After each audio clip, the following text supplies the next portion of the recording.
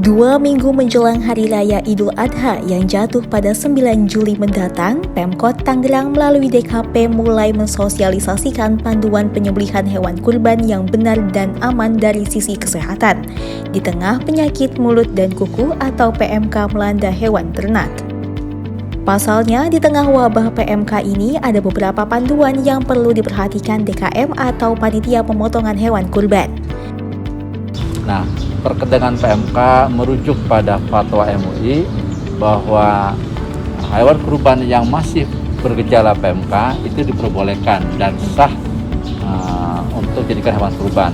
Tapi karena ini bergejala, udah pasti ada virusnya, maka darahnya jangan sampai dibuang ke solokan. Itu yang pertama, harus punya lubang darahnya. Kemudian pembersihan jeroan itu nggak boleh di sungai. Kemudian daerah kaki yang terkena PMK kalau memang meradang itu tidak boleh dikonsumsi. Kemudian jeroannya kalau bisa tidak boleh dikonsumsi, langsung dikubur.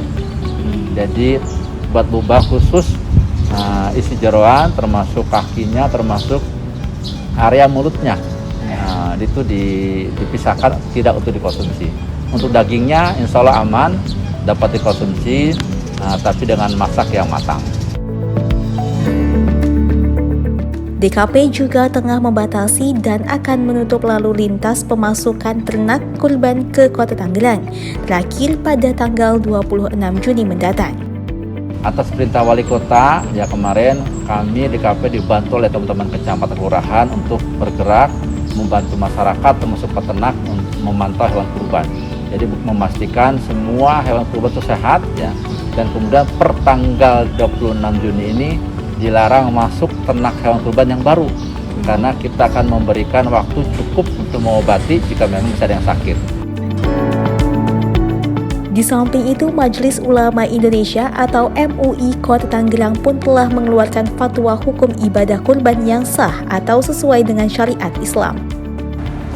MUI Pusat telah mengeluarkan fatwa nomor 32 tahun 2022 yang ada hubungannya dengan masalah panduan hewan berkurban.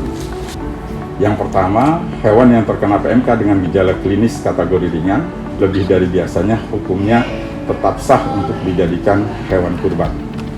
Kemudian poin B, hewan yang terkena PMK dengan gejala klinis kategori berat, hukumnya tidak sah untuk dijadikan hewan kurban.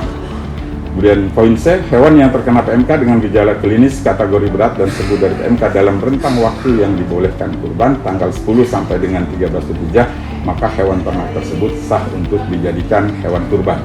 Dan poin D, hewan yang terkena PMK dengan gejala klinis kategori berat dan sembuh dari PMK setelah lewat rentang waktu yang dibolehkan berkurban, yaitu tanggal 10 sampai dengan 13 Zulhijjah, maka 9 hewan tersebut dianggap sedekah, bukan termasuk hewan kurban.